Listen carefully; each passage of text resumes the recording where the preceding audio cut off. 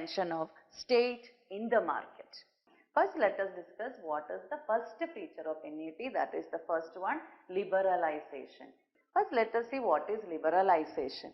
It is the economic process of removing the government's control and restrictions on economic activities.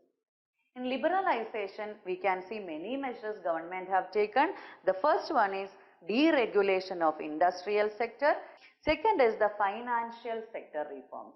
Next is the tax reforms. Next is the foreign exchange reforms. Next is reforms in trade and investment.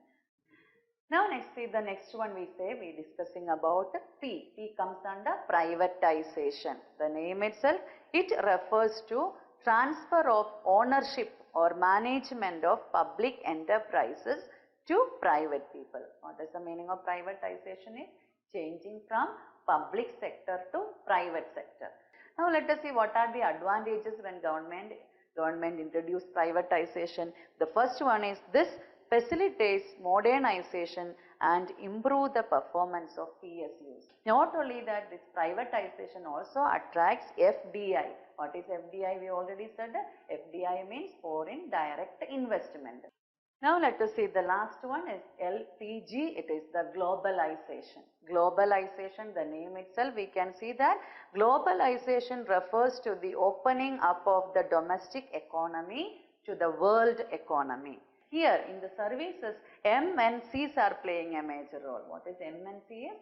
Multinational companies. In only nearby our side we can see many Wipro companies are there, BPO companies are there. That is business process outsourcing. They will be always making outsourcing. Now what is outsourcing? Outsourcing is a major outcome of globalization. Outsourcing means hiring a service from external sources. We know only some of the world films, like foreign films and all, we are editing in our country. That means we are taking their work and we are doing it in our country.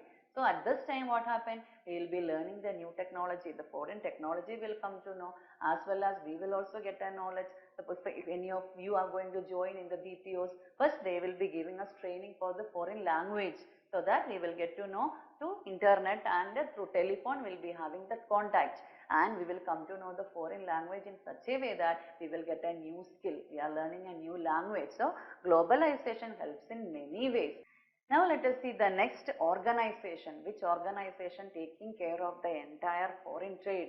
That is World Trade Organization or WTO. But earlier also WTO was there. The name of WTO was different. The name of WTO was GATT in the beginning. GATT full form is General Agreement on Tariff and Trade.